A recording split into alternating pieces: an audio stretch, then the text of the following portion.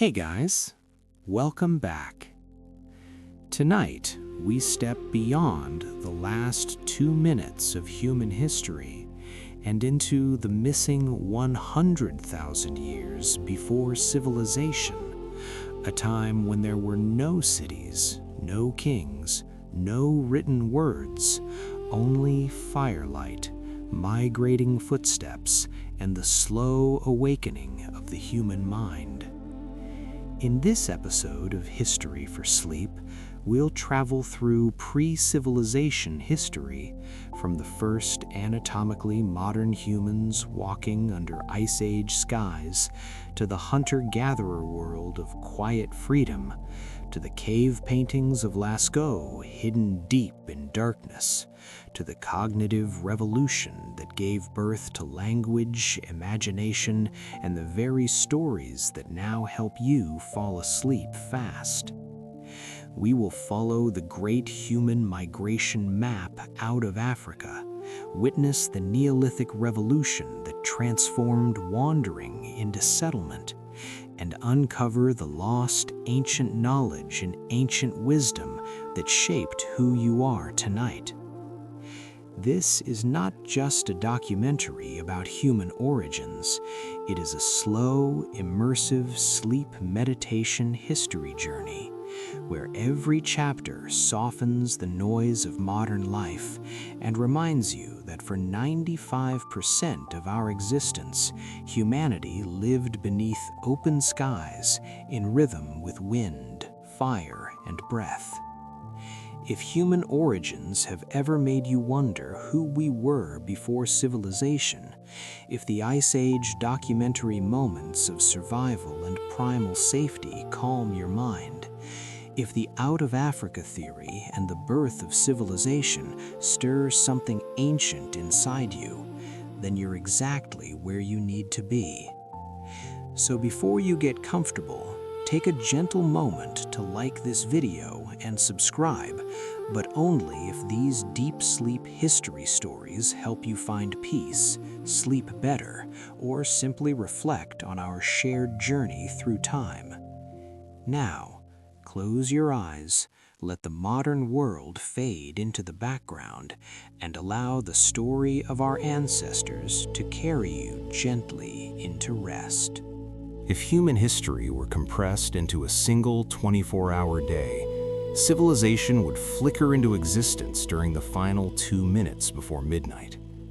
The cities, the empires, the pyramids, the philosophies, the wars and revolutions that fill our textbooks would barely register as a whisper. And the other 23 hours and 58 minutes, where were we? Where did we walk? What did we fear? What did we dream about when there were no walls, no written words, no kings? Tonight, as the slow wind moves across an empty grassland and the stars turn patiently above us, we step gently into that vast silence, into what scholars call pre-civilization history, into the deep and often forgotten landscape of human origins. Imagine the sky before smoke ever rose from a city, before iron struck against iron. The Milky Way spills across the darkness, bright and unapologetic, unchallenged by artificial light. Somewhere beneath that sky, a small group of anatomically modern humans sits around a modest fire. The flames are not symbols yet. They are not rituals recorded in scripture. They are warmth against the cold, protection against unseen eyes glowing at the edge of the night. For nearly 100,000 years before agriculture, before permanent settlements, before what we confidently label civilization, our ancestors lived in motion. They followed the migrations of animals, the shifting seasons, the rhythm of rivers swelling and shrinking. Their world was not primitive in the way modern arrogance sometimes imagines. It was immediate, intimate, and deeply intelligent. Every footprint in the mud told a story. Every change in wind carried information. Survival required attention, and attention shaped the brain that would one day write poetry and build observatories. In this era of human origins, there were no borders on maps, only landscapes unfolding without fences. Africa's savannas, the Levant's valleys, the forests of Eurasia slowly welcomed small bands of travelers who did not know they were participants in the greatest migration in history. They did not march with flags. They moved because food moved, because climate shifted, because curiosity whispered forward. The Ice Age was not a single frozen nightmare, but a long series of climatic pulses. Glaciers advanced and retreated like slow breathing. Grasslands expanded, deserts hardened, coastlines transformed, and still humans adapted. They crafted stone tools not as crude experiments, but as refined technologies shaped by generations of memory. A hand axe balanced perfectly in the palm was the result of inherited knowledge passed without writing, encoded in observation and imitation. In the quiet hours before dawn, while constellations wheeled overhead, stories were told. Not history as we define it, but memory woven with imagination. A hunt retold became a lesson. A narrow escape became a warning. The first sparks of myth were not entertainment. They were survival strategies wrapped in narrative. Long before temples, spirituality flickered in awe of thunder, in reverence for a successful hunt, in grief at a burial marked with ochre. Archaeologists today uncover bones arranged carefully, shells placed beside the dead, pigments scattered across ancient graves. These are not accidents. They are whispers from the void of time telling us that even before civilization, humans searched for meaning. The great misconception is that nothing happened in those missing 100,000 years. In truth, almost everything happened. Language matured, social bonds deepened, cooperation became more powerful than brute strength. The cognitive revolution, subtle and slow, reshaped the interior world of our species.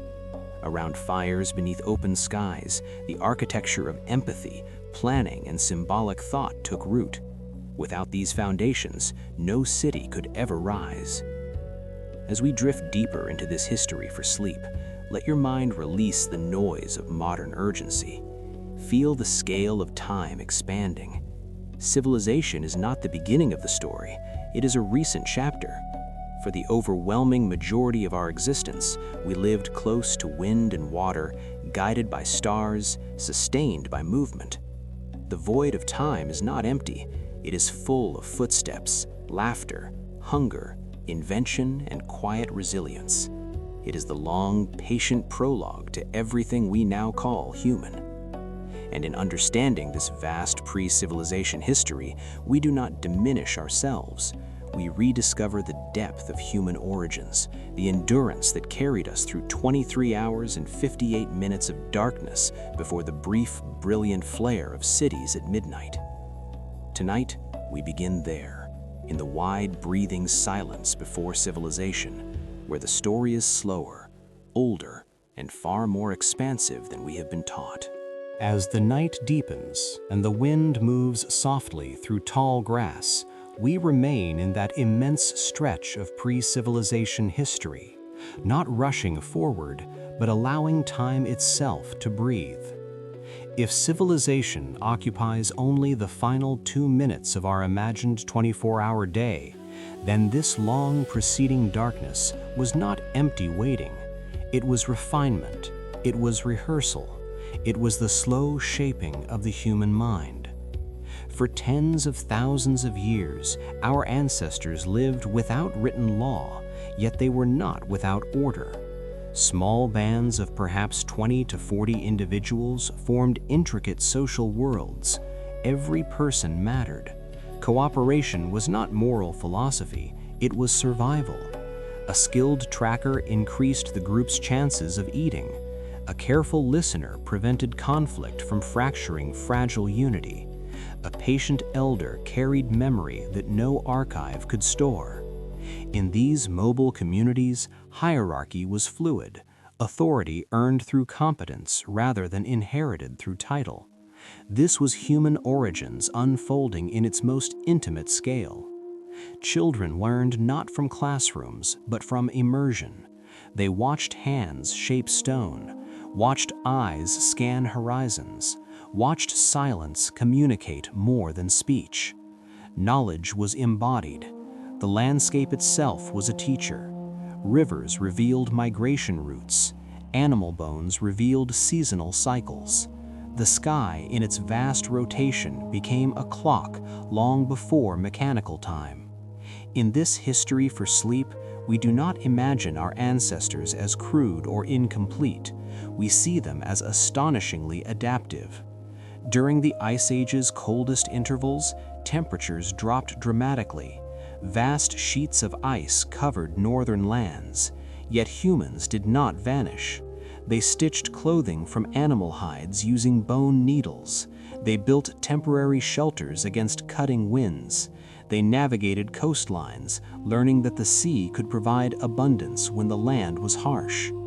Along ancient shores, early communities harvested shellfish, leaving behind middens that archaeologists now study as quiet records of resilience. Even in extreme climates, creativity emerged. Deep inside caves in what is now France and Spain, hands pressed pigment against stone. Animals were painted with movement and detail that still feel alive. These were not random decorations, they were symbolic acts, evidence that the human mind had begun to externalize imagination. In these shadowed chambers, illuminated by flickering firelight, the boundary between survival and meaning blurred. Pre-civilization history was not only about enduring hunger or cold, it was about expanding awareness. At some point within these missing 100,000 years, language reached a threshold. Sounds became structured enough to carry abstract ideas. Plans could be made about tomorrow, not only tonight. Stories could stretch beyond immediate memory. This cognitive shift transformed human origins more profoundly than any later invention. With language, cooperation scaled, trust deepened, shared myths aligned behavior across generations, and slowly migration accelerated. Groups moved out of Africa, into the Middle East, across Asia, into Europe, and eventually into Australia and the Americas. They crossed land bridges exposed by lowered sea levels. They followed herds across tundra. They adapted to forests, deserts, mountains. No single leader commanded this expansion. It unfolded as countless small decisions repeated across millennia. The Earth was not conquered in a single dramatic moment. It was learned step by step. And yet, through all this movement, something remarkable persisted, a profound intimacy with nature. Humans of this era did not experience themselves as separate from the environment. The wind was not background noise, it was information. The behavior of animals was not entertainment, it was guidance. Night skies were not aesthetic decoration, they were orientation and story. In our modern world of concrete and glass, it is easy to assume that meaning began with cities, but the archaeological record suggests otherwise. Burials with grave goods indicate ritual. Cave art suggests symbolic thought. Long-distance trade in obsidian and shells hints at networks stretching far beyond immediate survival. These were foundations quietly laid long before agriculture. As we approach the invisible threshold that will one day lead to farming and permanent settlements, we sense that nothing changed overnight. There was no sudden awakening, instead, gradual accumulation. Skills layered upon skills, memory layered upon memory. The so-called void of time was in truth the longest apprenticeship in human history. It was the era in which empathy strengthened social bonds, in which curiosity propelled exploration, in which imagination began to reshape reality. When agriculture finally emerges in the final minutes of our 24-hour clock, it will not appear from nowhere. It will rise from this deep reservoir of adaptation and thought. So, as we rest within this gentle telling of human origins, let the scale of time soften your thoughts. Civilization is recent. Humanity is ancient. The missing 100,000 years are not a blank page. They are a vast, patient canvas painted with footsteps, firelight, migration, and quiet intelligence. And as the stars continue their slow arc across the sky, we realize that before walls, before writing, before empires, there was already something profoundly human walking beneath them. And as the stars continue their slow arc above the open plain, we move gently from the vast silence of time into the presence of those who walked within it. Not shadows, not caricatures drawn by outdated textbooks, but early humans, anatomically modern humans, who would look into your eyes and recognize something familiar. If you could stand face to face with one of them beneath that ancient sky, you would not see a creature halfway formed. You would see a human being. The shape of the skull, the structure of the hands, the delicate architecture of the vocal tract capable of language, all already present. The difference was not intelligence, it was environment. The world around them was wilder, less predictable, unsoftened by walls or electric light. Listen closely now, as if the microphone of memory has lowered itself into the grass. Bare feet press softly against dry stems. A slow heartbeat, steady at 50 beats per minute, anchors the body in alert calm. These were the first walkers of our story, emerging in Africa more than 200,000 years ago, carrying within them the full blueprint of what we call humanity. In discussions of human origins, we often imagine progress as a ladder, as if earlier means inferior. But anatomically modern humans were not waiting to become us. They were us, living at a different point in the unfolding of pre-civilization history. They knew the weight of grief when a child did not survive a harsh winter. They felt the electric tension of danger when a predator moved silently through tall grass. They experienced love not as poetry written on paper, but as shared warmth beneath animal hides, as the quiet trust between partners who depended on one another for survival. To call them primitive is to misunderstand the sophistication required to endure their world. Their intelligence was practical, embodied, relational. A young woman might scan the horizon and instantly calculate the direction of wind by the sway of distant reeds. A man might read faint depressions in soil and reconstruct the passage of animals hours earlier. These were not instincts alone. They were learned perceptions refined through attention. Early humans developed social bonds that extended beyond immediate kin. Cooperation among small bands was essential, but so was empathy. Facial expressions were read with precision. Tone of voice carried nuance. In these early communities, reputation mattered deeply. Trust was currency. To betray the group was to risk isolation, and isolation meant vulnerability. And yet, alongside vigilance existed tenderness. Archaeological evidence shows healed injuries, suggesting that individuals were cared for even when they could not contribute directly to food gathering. Compassion is not a modern invention. It is embedded in the deep roots of anatomically modern humans. Imagine one evening as darkness gathers across the savannah. The fire is small but steady. Sparks rise and vanish into the night. A child leans against a parent's shoulder, watching constellations drift. They do not know the names we give those stars today, but they know patterns. They notice repetition. They attach memory to light. In that moment, separated from us by tens of thousands of years, they are also profoundly connected to us. The same awe, the same quiet questions. What is that brightness? Why does it return each season? In the long arc of early humans moving across landscapes, there was no grand declaration of destiny. There was movement, curiosity, adaptation. Groups slowly expanded beyond Africa, not because they possessed maps, but because each generation nudged the boundary of the known world slightly farther. Along rivers, across grasslands, through narrow corridors of green during wetter climate phases, anatomically modern humans carried stories, tools, and relationships. The expansion was not a conquest in the dramatic sense. It was a walking, step after step, generation after generation. The first walkers were not obsessed with building monuments. Their monument was continuity. Their architecture was memory passed from mouth to ear.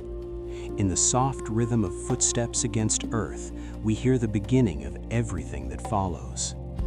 As we rest within this history for sleep, allow yourself to see them not as distant figures, but as ancestors whose emotional landscape mirrors your own. They feared the dark because the dark held risk. They loved fiercely because survival was shared. They gazed at the same stars you see tonight, unaware that one day their descendants would ask how it all began. And if we remain very still in this moment, listening to the faint rhythm of bare footsteps pressing into dry earth, we begin to sense that the story of early humans is not distant history, but an earlier version of ourselves breathing in a harsher world. Anatomically modern humans did not wake one morning aware that they were the beginning of something extraordinary. There was no announcement, no dividing line in the sand. There was simply continuity. A child born beneath an open sky inherited not only a genetic blueprint, but an emotional inheritance shaped by thousands of generations before them. Fear was not weakness, it was information. Love was not decoration, it was glue. Curiosity was not luxury, it was survival. In the fragile balance of pre-civilization history, awareness meant everything. To walk across a grassland at dusk required an almost meditative presence. Every sound mattered.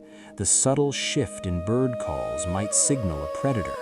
The smell of rain carried promise or threat. Early humans learned to read the world with a depth of perception that modern life rarely demands. This was not a simpler existence, it was a sharper one. Within small bands, relationships formed the core of stability. There were disagreements, no doubt, tension over resources, jealousy, rivalry. Yet exile could be fatal, so conflict resolution was essential. Communication evolved not only in vocabulary, but in empathy. A glance, a pause, a change in breathing could soften aggression. In this way, anatomically modern humans refined social intelligence long before cities required laws. The emotional architecture that allows you to comfort a friend or sense dishonesty was already present tens of thousands of years ago. And as generations passed, subtle innovations accumulated. Tools became more specialized. Spears were balanced with care. Stone blades were shaped with precision. The making of a tool was not merely technical, it was instructional. A young observer absorbed technique by watching patiently, hands memorizing motion. Knowledge flowed quietly, embodied rather than written. Across Africa and into new territories, early humans encountered changing climates and unfamiliar species. Some groups followed coastlines where marine resources provided stability. Others moved inland along river valleys. In times of abundance, life may have felt expansive. In times of drought, every decision carried weight. Yet through all of it, the human mind adapted. One of the most remarkable qualities of anatomically modern humans was flexibility. They were not bound to a single ecological niche.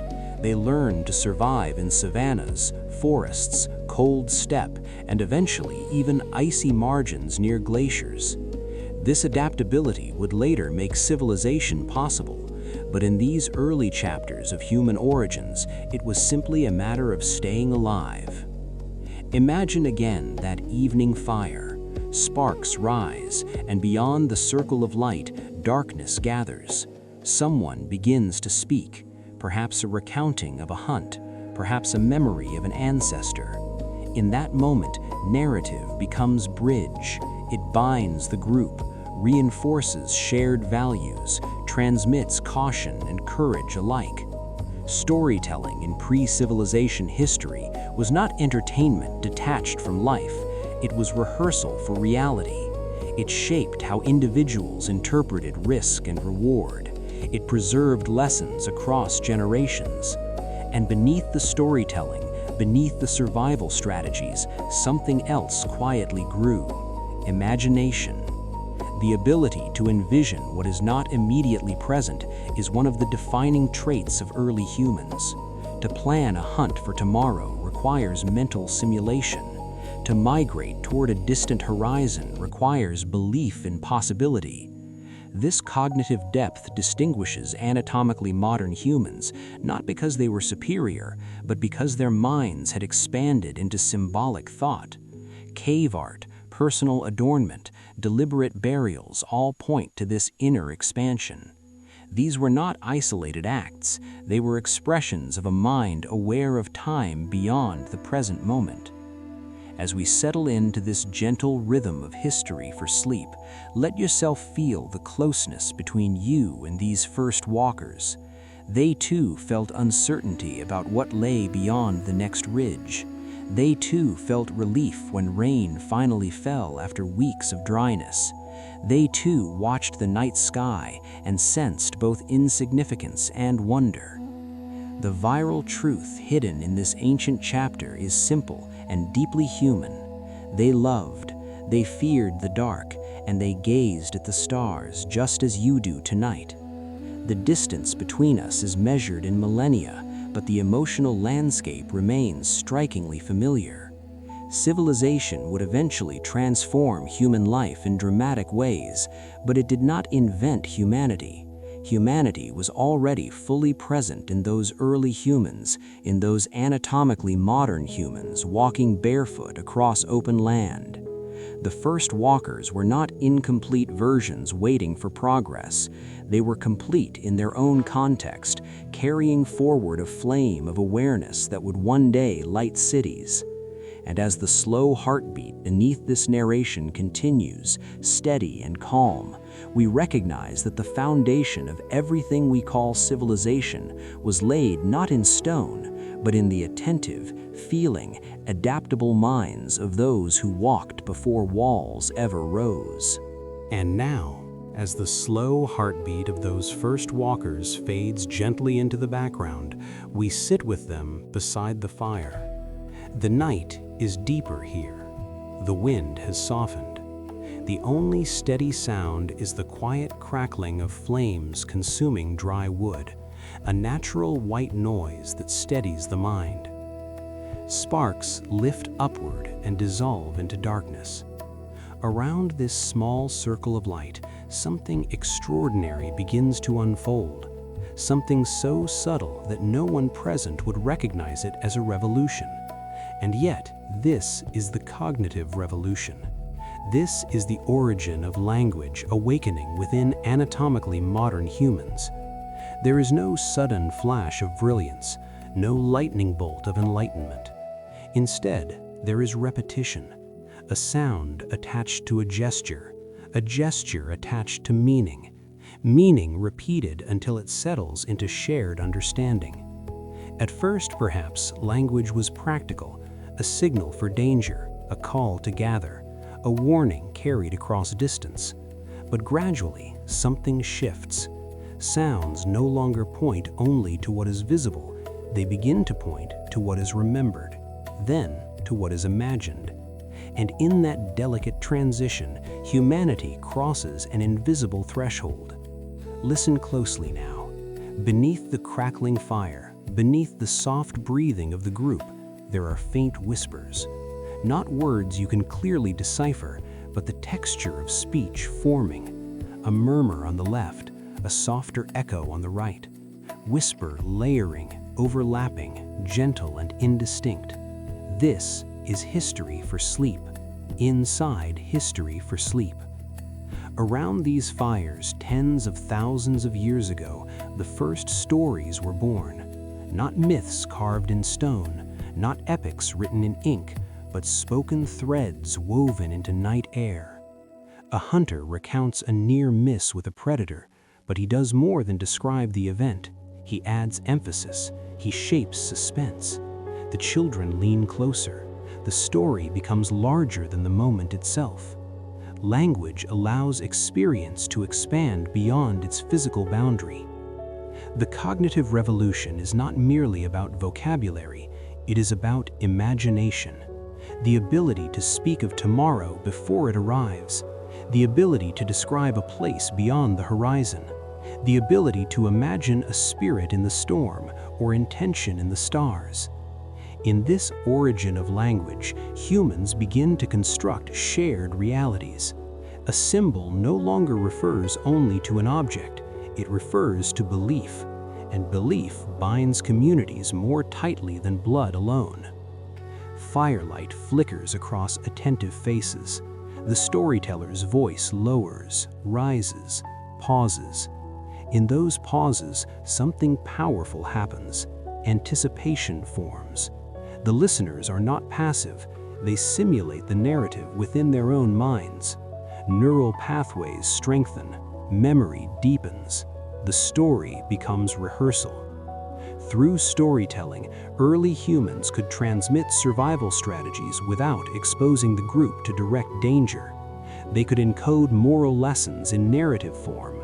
They could shape identity. We are the people who survived the long winter. We are the people who follow the river.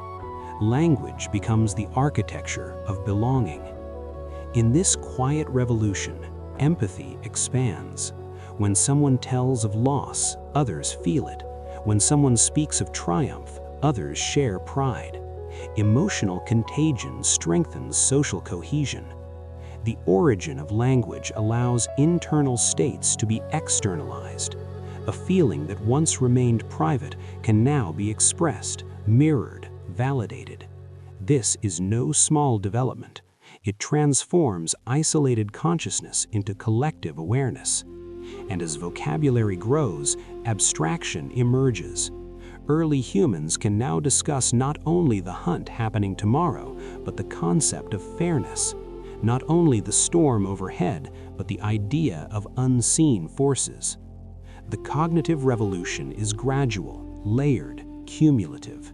It unfolds over thousands of years, not a single generation. But its impact is irreversible. The night sky remains the same. The fire still crackles. The wind still moves across grasslands. Yet within the circle of light, the human mind has expanded. With language, imagination becomes portable. A story told in one valley can travel to another. A myth can cross generations. Knowledge no longer dies entirely with the individual. As we drift deeper into this history for sleep, feel the intimacy of that fire, the warmth on your skin, the soft murmur of voices blending into rhythmic cadence. This is the silent revolution. No monuments mark its beginning. No ancient inscription announces it, and yet without it, civilization could never emerge. Every law, every poem, every philosophy begins here, in the flicker of flame and the whisper of origin of language taking shape within early humans who did not know they were changing the world. The fire continues to crackle softly, steady and patient, and within that gentle rhythm, the silent revolution deepens. What began as shared signals slowly becomes shared worlds. With the origin of language unfolding across generations, early humans gain the ability not only to describe what is, but to shape what could be. This is the heart of the cognitive revolution. It is not louder than thunder, yet it transforms reality more completely than any storm. Around the fire, a voice lowers into a whisper. Another voice responds. The whispers overlap, subtle and layered, left and right, like wind passing through tall grass. Meaning now travels beyond immediate survival. Someone speaks of an ancestor long gone. The name alone evokes presence. The dead are no longer entirely absent. Memory becomes narrative. Narrative becomes continuity. In this moment, time itself begins to stretch within the human mind. Early humans can now hold past, present, and future together in a single conversation. This shift is profound. Before the origin of language matured, experience was immediate. Now it becomes portable. A warning learned in one season can protect another season. A lesson from a distant valley can guide a journey across unfamiliar terrain. The firelight flickers across faces, and as stories repeat, variation appears. A detail is added. A metaphor emerges. Perhaps a storm is no longer only weather, but a being with intention. Perhaps the stars are not only lights, but watchers. Symbolic thought expands like embers carried by wind. The cognitive revolution allows early humans to create invisible frameworks that organize behavior. A shared myth about generosity can reinforce cooperation. A shared belief about unseen forces can encourage caution. These imagined structures are not falsehoods in a simplistic sense. They are social glue. They coordinate large groups beyond immediate kinship. In this way, the origin of language becomes the foundation of complex societies long before agriculture appears. As we remain in this circle of warmth, notice how storytelling alters emotion. Fear is softened when described. Grief becomes bearable when spoken aloud. Joy multiplies when shared. Language turns internal storms into collective weather. And through whisper layering, through soft overlapping tones, the mind relaxes into cadence. The crackling fire anchors attention while imagination expands outward. Early humans begin to imagine places they have not yet seen. A fertile valley beyond the hills, a coastline where food is abundant. With imagination comes planning. With planning comes coordinated action. The cognitive revolution makes cooperation scalable. Small bands can now align around shared narratives that extend beyond immediate perception. This ability will one day allow cities to rise, religions to form, laws to be written.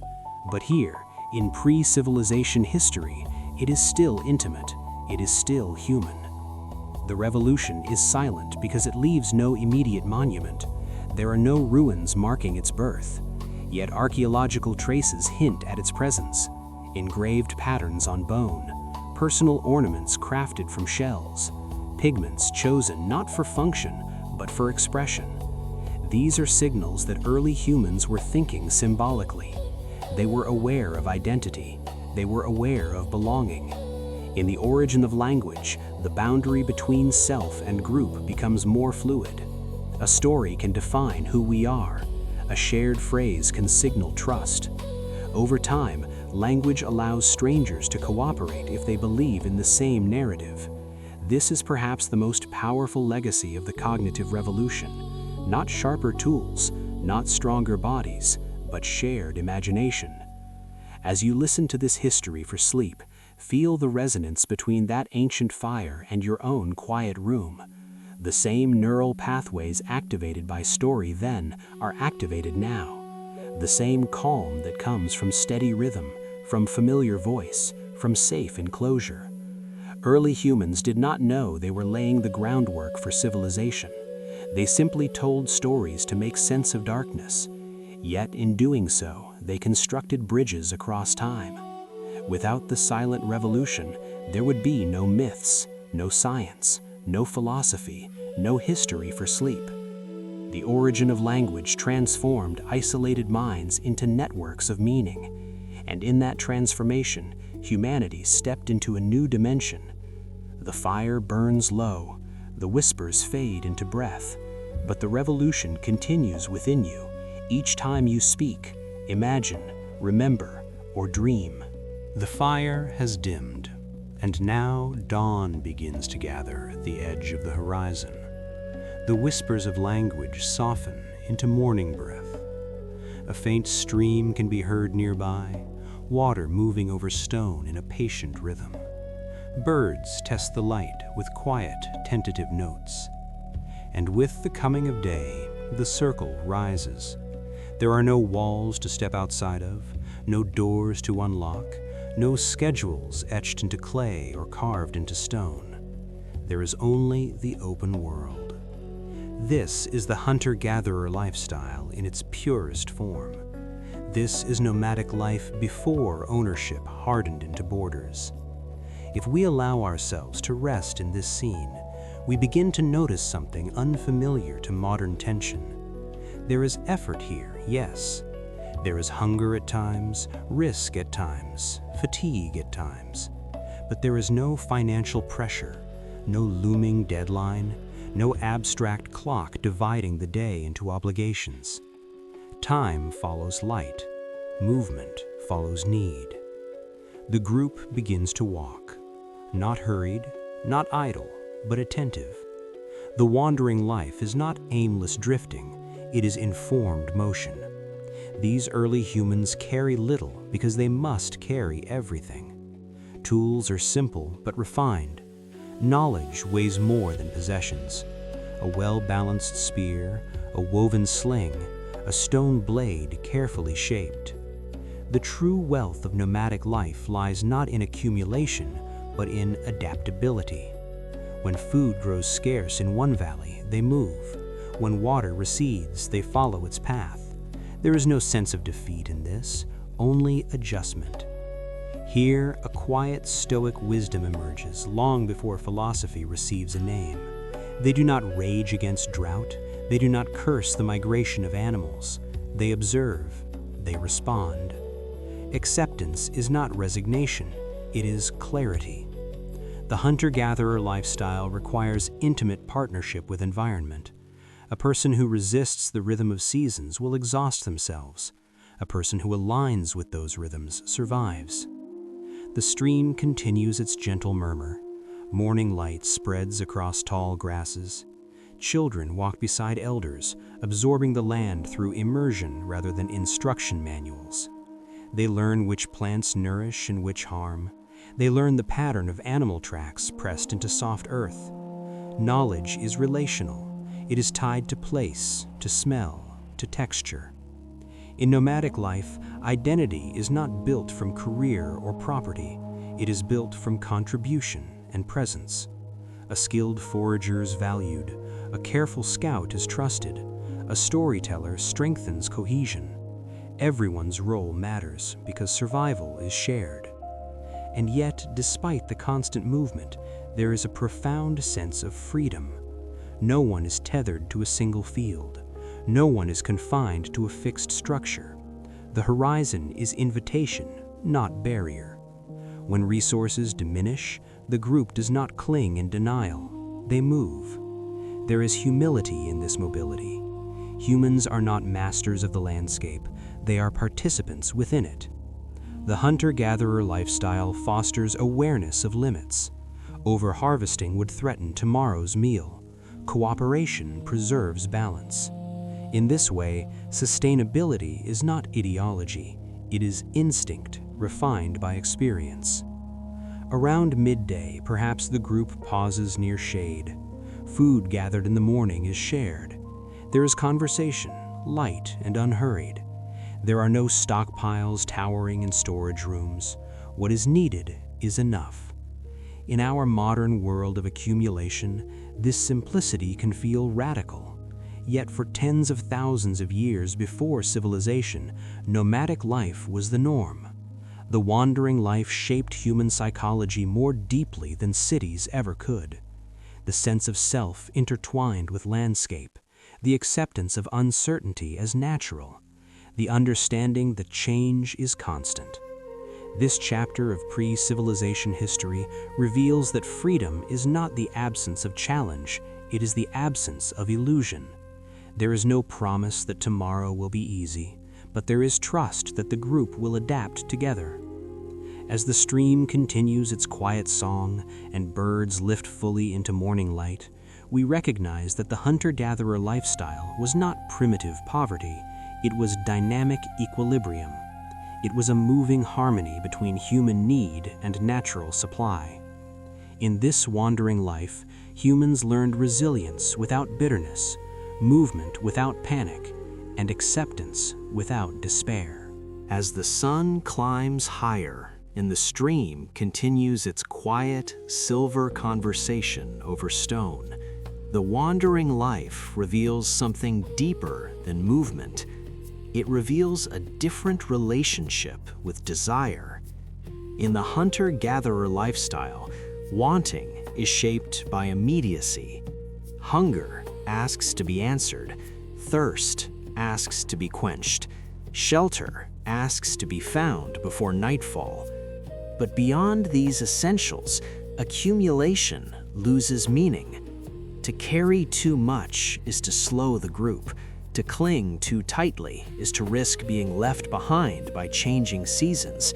In this way, nomadic life quietly teaches a stoic lesson long before stoicism is written. Focus on what is within reach, release what is not. Early humans did not attempt to control the migration of animals. They observed patterns and adjusted their own path. They did not command the rain. They read the clouds and prepared accordingly. There is humility here, but not helplessness. Acceptance of reality is paired with skillful response. When drought lingered, the group did not waste energy cursing the sky. They conserved strength. They remembered distant water sources. They moved together. This emotional discipline, born from necessity, shaped the psychological foundations of our species. The hunter-gatherer lifestyle required patience. Hours might pass tracking faint signs across terrain. Silence was not awkward, it was essential. The mind learned to settle without constant stimulation. The body moved in rhythm with terrain rather than against it. This alignment created a subtle form of peace, not the peace of certainty, but the peace of coherence. In nomadic life, individuals experienced direct feedback from the world. If they misread a trail, consequences followed. If they read it well, nourishment followed. Cause and effect were tangible. There were no layers of abstraction between action and outcome. This clarity fostered responsibility without obsession. Around evening, after movement and gathering, the group settles again. The stream sound softens into dusk. Birds retreat into branches. Food is shared without calculation of profit or debt. Reciprocity is natural because survival depends on it. In this wandering life, generosity is pragmatic. Hoarding would isolate. Sharing strengthens bonds that may be crucial tomorrow. The hunter-gatherer lifestyle cultivates a deep awareness of interdependence.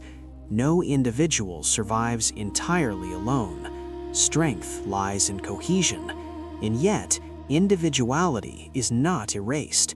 Skill, personality, humor, courage all find expression. There is space for laughter, for quiet reflection, for storytelling beneath emerging stars. The freedom of nomadic life is not the absence of structure, it is the absence of rigid confinement. Camps form and dissolve like breath. Landscapes change, but the group carries continuity within memory and relationship. This mobility prevents stagnation. When resources diminish, movement restores balance. There is no illusion that permanence is guaranteed. Impermanence is assumed. In our modern civilization, permanence is often pursued at great psychological cost. We resist change, fear loss, cling to stability. Yet for tens of thousands of years before agriculture, impermanence was normal. It was not catastrophe, it was rhythm. The wandering life shaped neural pathways attuned to adaptation. Flexibility became strength. Uncertainty became teacher rather than enemy. And in this sense, the nomadic life offers a quiet mirror to our own restless era. Many today seek freedom through accumulation, believing more possessions equals more security, but the hunter-gatherer lifestyle suggests another possibility. Security arises from competence, from community, from responsiveness. The stream does not fight the stone, it flows around it. Early humans embodied this principle. They did not conquer the landscape in pre-civilization history, they conversed with it. The Stoic resonance here is unmistakable. Control what you can, your preparation, your skill, your attitude. Accept what you cannot, the storm, the drought, the shifting herd. In doing so, resilience replaces anxiety. As night returns and stars reappear above open ground, we sense that this wandering life was not a prelude waiting to be surpassed, it was a complete way of being. The hunter-gatherer lifestyle lasted far longer than civilization has existed. It shaped our physiology, our social instincts, our emotional responses. Even now, in quiet moments, when we walk through forests or sit beside water, something ancient relaxes within us. A memory, deeper than memory, recognizes rhythm. The wandering life taught humanity how to live lightly, how to move when needed, how to endure without bitterness. And as the stream continues its endless flow into darkness, we understand that before cities, before wealth, before deadlines, there was a long era of movement, acceptance, in quiet strength. As the wandering life carries us across open plains and along quiet streams, we now turn inward, into stone, into shadow. The wind fades, the birds fall silent. In their place there is a hollow echo, the slow and patient drip of water falling from unseen heights. Each drop lands with a soft resonance that lingers in the air. We step carefully into the mouth of a cave. The entrance narrows, light thins, the world outside recedes, and somewhere deep within this darkness, illuminated only by flickering flame, ancient art waits. Why did early humans descend into the deepest chambers of caves like Lascaux and Chauvet? Why carry charcoal and pigment past narrow passages and uneven floors, past places where air grows cool and damp, to paint animals on stone walls that sunlight would never touch? The question lingers as the camera of imagination moves slowly along rough surfaces, panning across curved limestone where cave paintings emerge in soft black and red lines. A bison arches its back in motion. A horse lowers its head as if grazing. The detail is startling. The proportions are deliberate. These are not careless marks. They are ancient art created tens of thousands of years before civilization, and yet they pulse with life. In the stillness of this cavern, beneath the echo of dripping water, we confront something profound about human origins. The hunter-gatherer lifestyle sustained the body, but here, in darkness, we see nourishment of another kind. These paintings are not practical tools. They do not directly gather food or build shelter, and yet they required effort, coordination, intention. Pigments were prepared from minerals and charcoal. Torches were crafted to carry light deeper into the earth. Groups must have entered together, navigating by memory and flame. The act itself was ritualistic. The reverb of each footstep amplifies awareness. The cave becomes cathedral long before cathedrals are imagined. In Lascaux, discovered in 1940 by teenagers chasing a dog, the walls reveal more than 600 animal figures: bulls, deer, horses, painted with movement and overlapping perspective. Some figures are placed high above reach, suggesting scaffolding or climbing. In Chauvet, even older, Dating back over 30,000 years, lions and rhinoceroses stride across rock in dynamic sequences. These cave paintings are not random decoration. They reflect symbolic thought at its most refined. The darkness of the cave intensifies the experience. When a torch flickers, animals appear to move.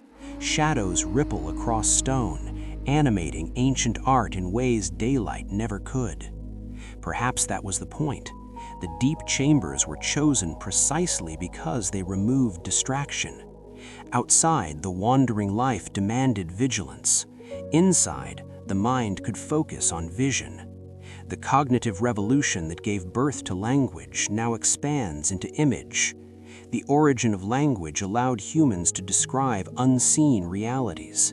Cave paintings allow them to depict them. In the echoing chamber, imagination becomes visible. We often ask whether these paintings were hunting magic, spiritual ritual, or storytelling. The truth may not be singular.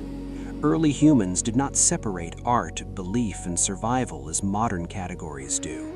A painted bison may have been reverence, it may have been memory, it may have been aspiration. What matters is not only why they painted, but that they did. In the deepest, darkest recesses of stone, far from practical necessity, ancient art emerged. This suggests a mind that sought more than survival, a mind that sought meaning. The dripping water continues. Each drop reminds us of time measured in centuries rather than seconds. These caves preserved images because they were hidden. Civilization would one day build monuments to power, but here, in pre-civilization history, humans built monuments to perception. As we move slowly past charcoal outlines and mineral pigments, we feel closeness across millennia. The same hand structure that shapes a pen today once pressed pigment against cold limestone. The same curiosity that leads us to museums once led someone into shadow with a torch. In the silence of Lascaux and the darkness of Chauvet, cave paintings speak without sound. They are proof that ancient art was not a luxury invented by civilization. It was born long before it. Deeper inside the cave, where the air cools and thickens, the drip of water echoes longer, stretching each second into something almost timeless. The flame of the torch trembles, and with each subtle movement, the painted animals seem to breathe. A bison's flank shifts in shadow. A horse's eye glints briefly before dissolving back into stone. In this play of light and darkness, ancient art becomes something more than image. It becomes experience. Why here, in the deepest chambers, far from daylight and daily life? Perhaps because darkness itself transforms perception. Outside, in the hunter-gatherer lifestyle, the senses were sharpened for survival. Inside, those same senses were invited inward. The cave is not merely shelter, it is separation. It removes the constant demands of nomadic life and replaces them with stillness. In that stillness, imagination expands. The cave paintings of Lascaux and Chauvet are not casual sketches left near entrances for decoration. They are positioned in spaces that require intention to reach. Narrow passages must be navigated. Uneven stone must be crossed. Torches must be maintained.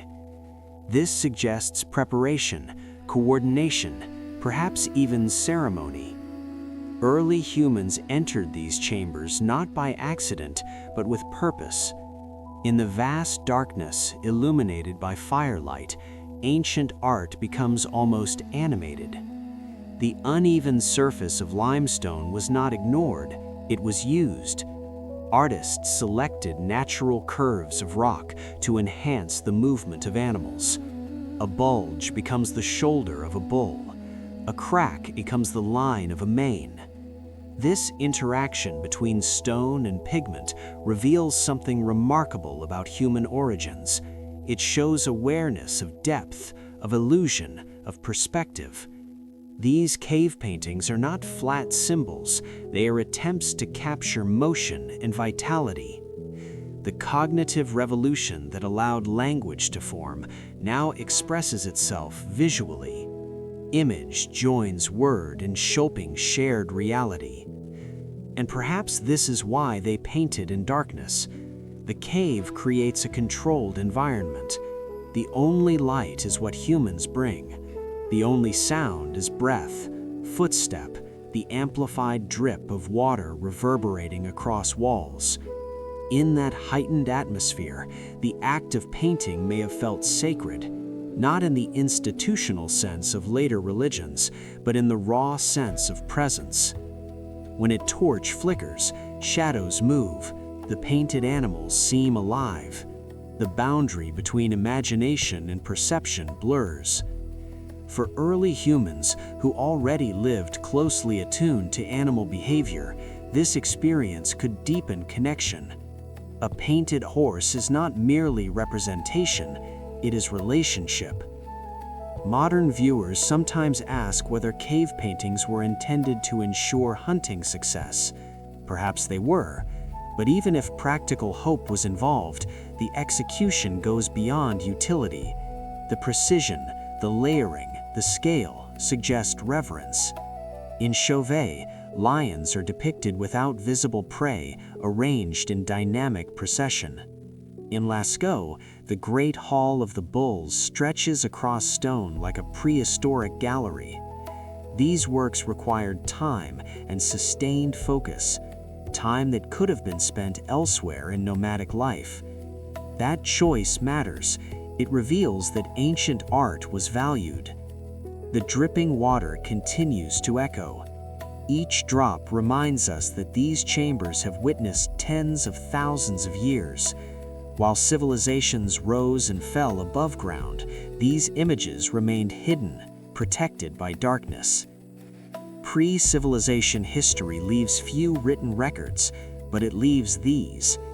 They tell us that early humans were not merely surviving, they were contemplating, they were experimenting with representation. They were engaging in what we might call meditation through image. In the quiet of this cave, surrounded by cave paintings that have endured millennia, we sense continuity. The impulse to create is not modern, it is embedded in anatomically modern humans from deep time. When we draw, paint, photograph, or design today, we echo that ancient gesture of pressing pigment against stone. The hunter-gatherer lifestyle provided the mobility to explore landscapes. The cave provided a still point within that movement, a place to pause, a place to see, a place to translate experience into form.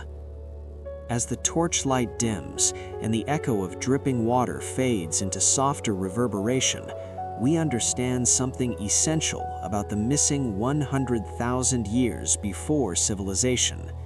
Humanity did not wait for cities to invent beauty. It carried beauty into darkness, and in doing so, it left behind a testament not of power, but of perception. The cave grows colder as we step back toward its entrance, and beyond it, the wind begins to rise. Not the gentle breeze of open grassland, but a deeper, heavier sound. A low howl moving across frozen distance. Snow sweeps sideways across the earth. The sky is pale and unyielding. We have entered one of the most demanding chapters of survival history. This is the Ice Age. This is the world of our ancestors during the height of glacial expansion, when vast sheets of ice stretched across continents and temperatures dropped enough to reshape landscapes. And yet, even here, humanity did not disappear. In this Ice Age documentary written in breath and bone, we find not extinction, but adaptation. Outside, the wind roars, filtered of sharp edges. a steady white force pressing against stone and hide. Inside, the fire burns stronger, sparks leap upward. The contrast is immediate and visceral. Blizzard beyond the shelter, warmth within it. This is where primal safety awakens. Early humans huddled together beneath layered animal furs. The scent of smoke mixes with the faint musk of wool and hide. The cold remains real. It presses at the edges of the shelter, searching for weakness. But inside there is light, there is heat, there is shared breath. During the last glacial maximum, around 20,000 years ago, ice sheets covered much of northern Europe and North America. Grasslands shifted south, sea levels dropped dramatically, exposing land bridges that would later guide migrations. Mammoths roamed steppe landscapes. Woolly rhinoceroses moved across frozen plains. To survive here required more than courage. It required innovation. The hunter-gatherer lifestyle had already cultivated mobility and observation. Now it demanded insulation and foresight. Early humans learned to sew fitted clothing from animal skins, using bone needles and sinew thread. This was not crude wrapping, it was tailored protection, layered strategically to trap heat. They constructed shelters partially underground to shield against wind. They positioned camps near resources that remained reliable even in cold seasons. The wind outside howls again, but it is muted, softened like distant surf. The fire inside crackles louder now, anchoring attention. In this contrast between storm and flame, we understand something essential about survival history. Resilience is not loud, it is careful, it is prepared. Ice Age communities depended heavily on cooperation. Large game hunts required coordination. Food had to be shared wisely. Scarcity could not be met with selfishness. Within the shelter, stories are told again, not merely for entertainment, but to maintain morale, to remind each other that winter passes. The cognitive revolution that birthed language now sustains psychological endurance. Words become warmth. Memory becomes hope. And while the cold is relentless, early humans adapted to rhythms of glacial cycles. They followed migrating herds across tundra.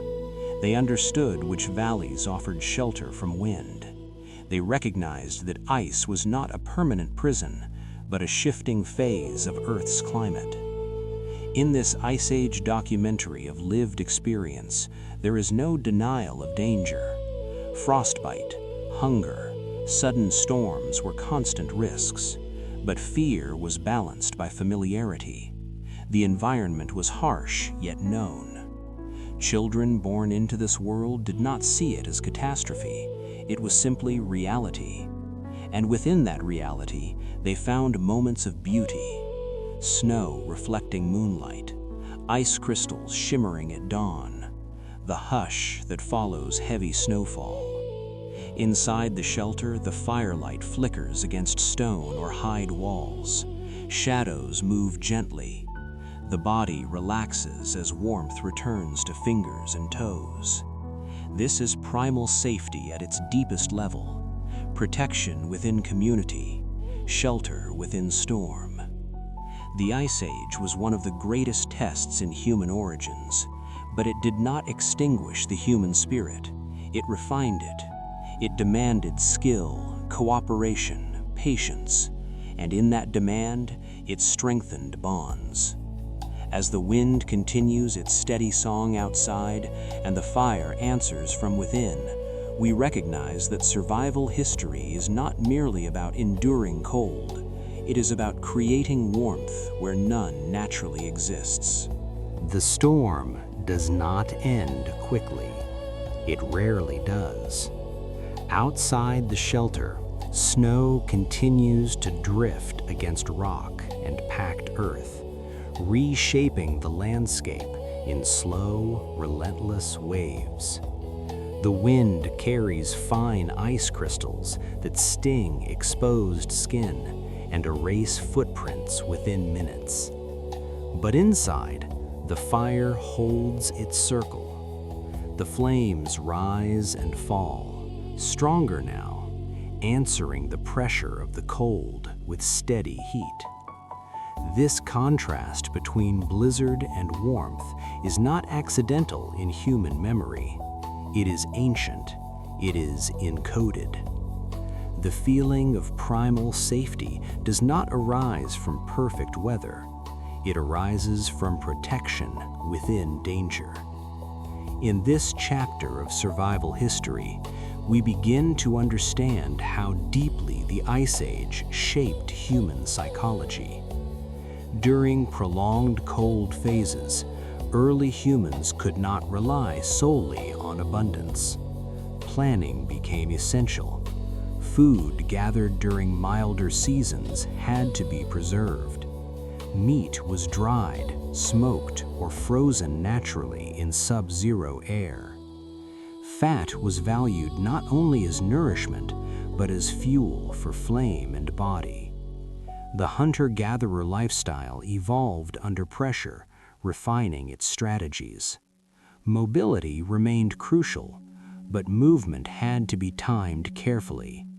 Traveling across frozen plains required reading the hardness of snow, understanding the stability of ice, predicting storms before clouds thickened. This was not reckless wandering. It was calculated nomadic life adapted to glacial rhythms. And yet, within that calculation, there was still tenderness. Inside the shelter, furs layered thickly on the ground and over shoulders. Bodies shared heat.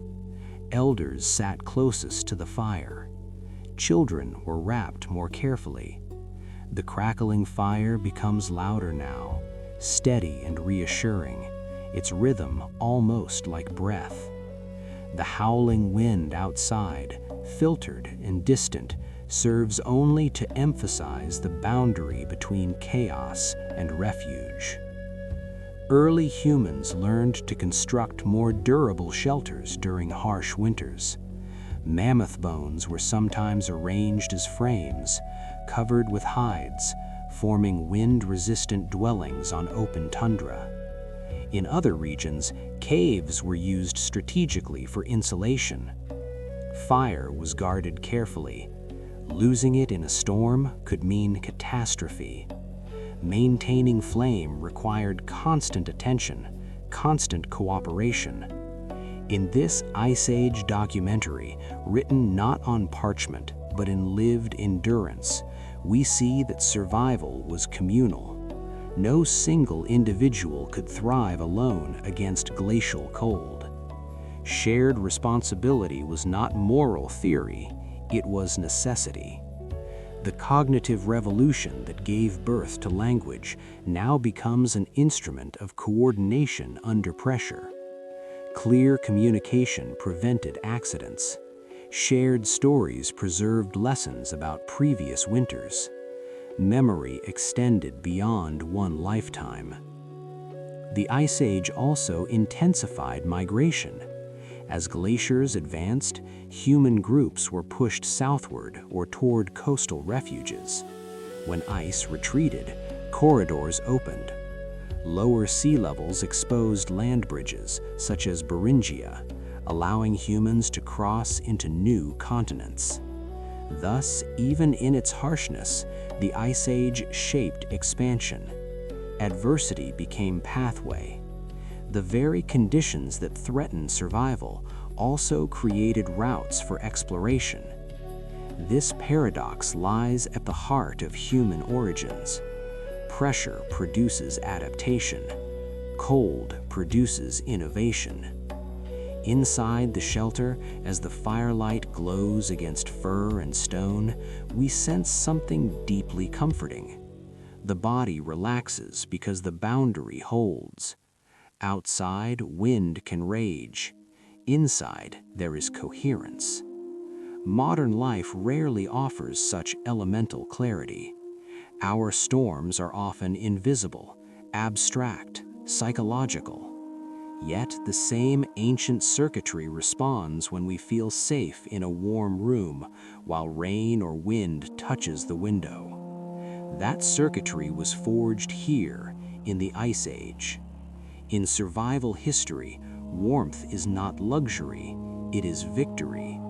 Not dominance over nature, but partnership with skill. Early humans did not conquer winter, they endured it intelligently. They accepted the presence of cold and focused on what they could influence: shelter construction, fire maintenance, food sharing. This stoic acceptance, born from necessity, allowed resilience without despair. As the storm gradually softens and the fire continues its steady crackle, we recognize that the Ice Age was not merely a test of physical endurance.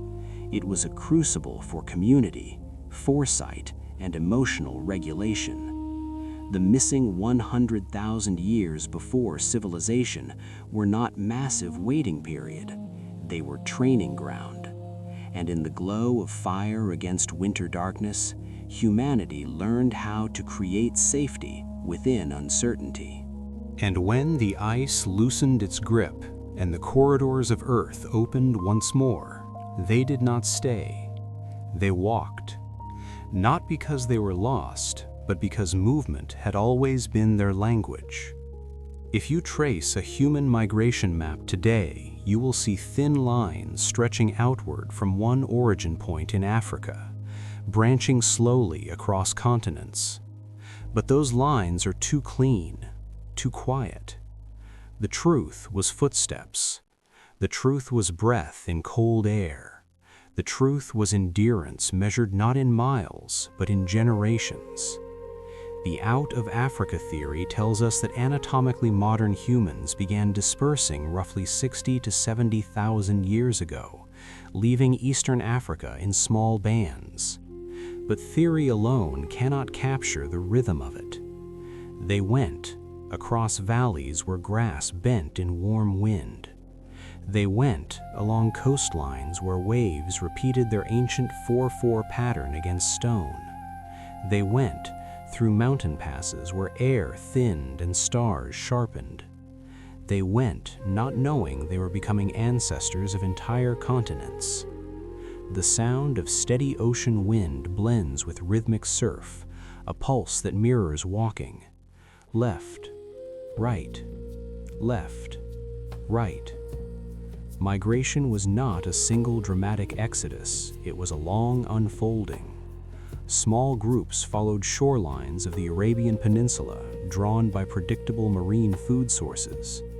Others moved inland, navigating river systems that carved safe passage through unfamiliar land. They went across deserts during wetter climactic windows when grasslands briefly returned. They went carrying fire, memory, and children. They went carrying stories of where they had been and instincts about where water might lie. On the human migration map, these routes appear as arrows. In lived experience, they were seasons. A group might travel only a few dozen miles in a year, pausing when food was abundant, resting when newborns arrived. Migration was patience. It required reading the land with precision. Which direction do birds fly at dawn? Which way does the wind carry moisture? Where does the soil remain soft enough to signal underground water? The out of Africa theory explains the genetic evidence linking populations worldwide back to African origins. But beyond DNA sequences lies the emotional courage of departure. To leave familiar terrain is to accept uncertainty. Yet for early humans, uncertainty was not catastrophe, it was continuity. The hunter-gatherer lifestyle had already trained them to move when resources shifted. Climate oscillations encouraged expansion. Lower sea levels during glacial periods exposed land bridges. Among the most significant was Beringia, a vast stretch connecting Siberia and North America.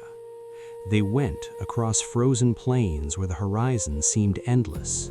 They went with mammoth herds, with reindeer migrations, following food and possibility.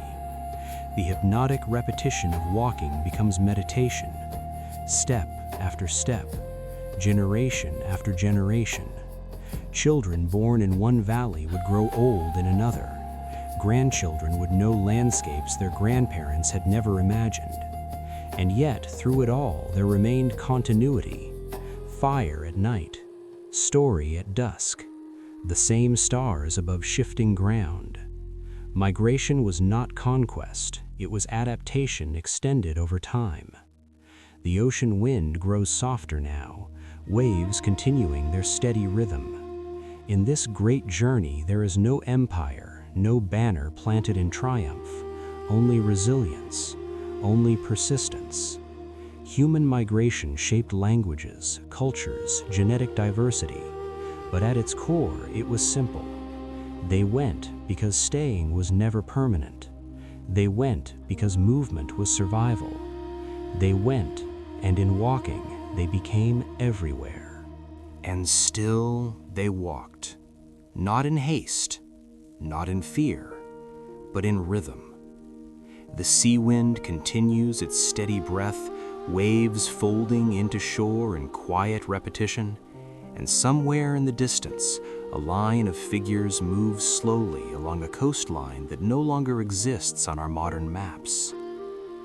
If you study a human migration map today, you see arrows sweeping across Eurasia, bending toward Australia, curving north towards Siberia. But in lived time, there were no arrows. There were only horizons. They went across salt flats that shimmered beneath the sun. They went beside rivers that braided through wide plains. They went through forests where light filtered green and soft. They went because the land ahead promised continuity. The out-of-Africa theory explains that all non-African populations descend from those early groups who left the continent tens of thousands of years ago. Genetic markers trace the branching patterns with remarkable precision. Yet beneath the data lies something quieter: the persistence of the human body, the endurance of feet against earth, the adaptability of lungs to altitude and cold. As glaciers advanced and retreated, pathways opened and closed.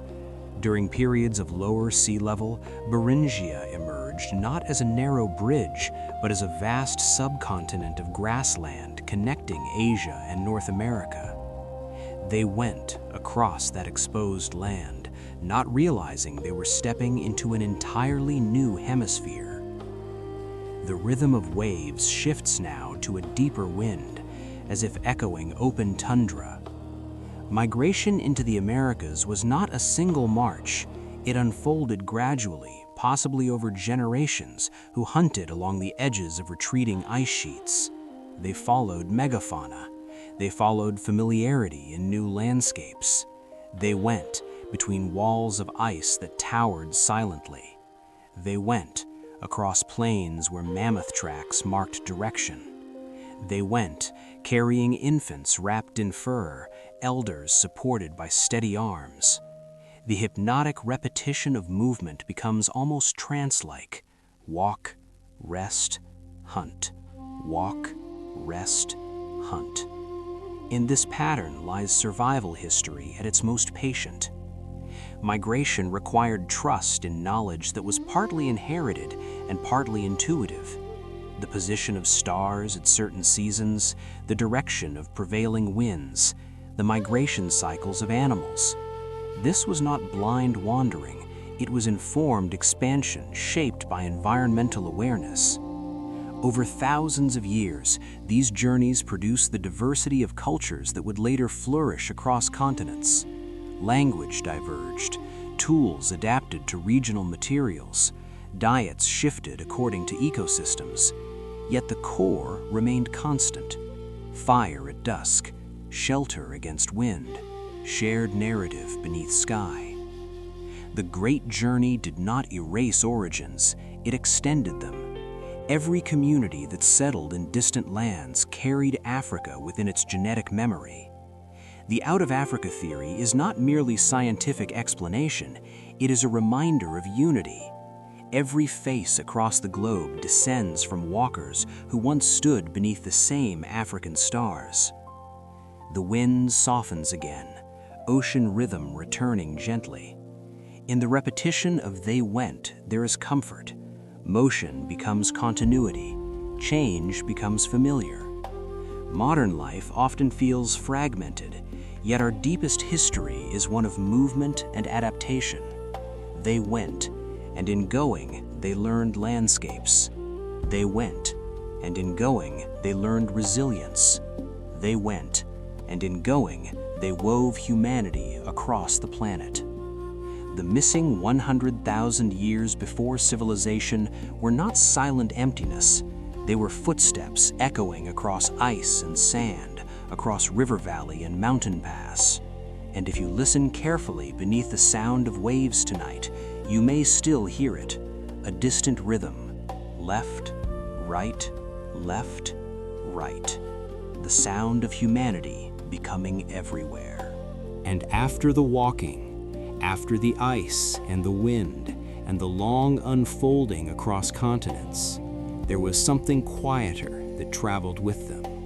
Not tools, not fire, something less visible, a way of seeing.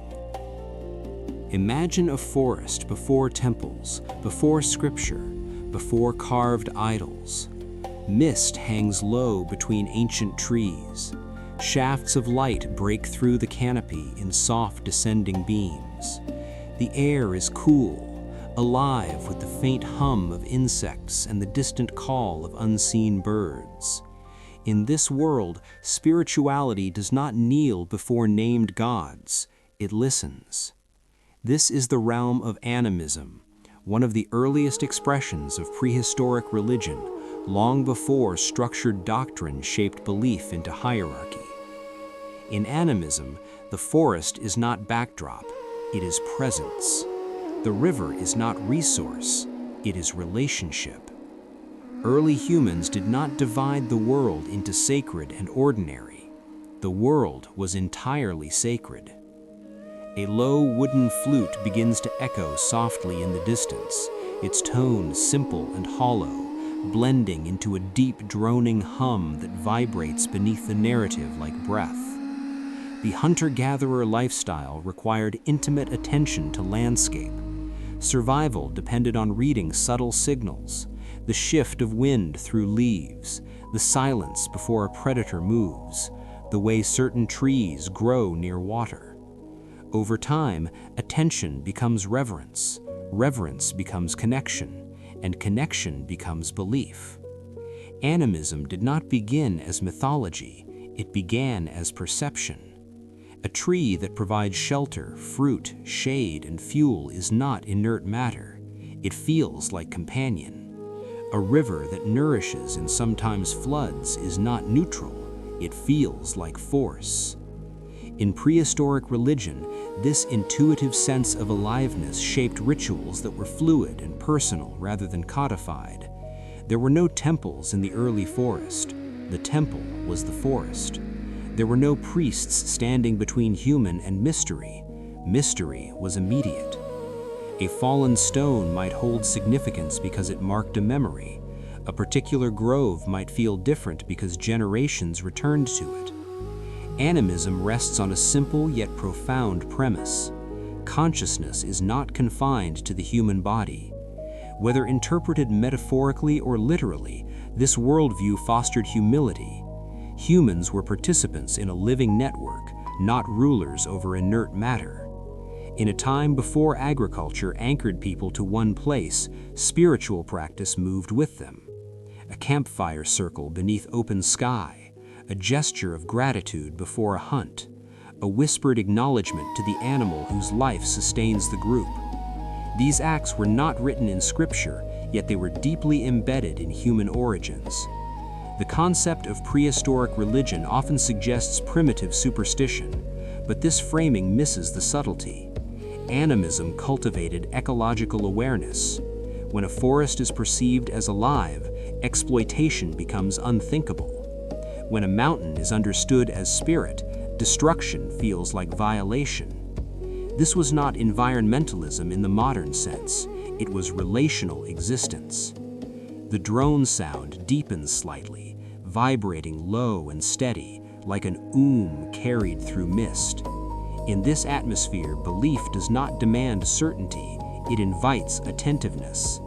There were no commandments carved in stone tablets. Instead, there was experience.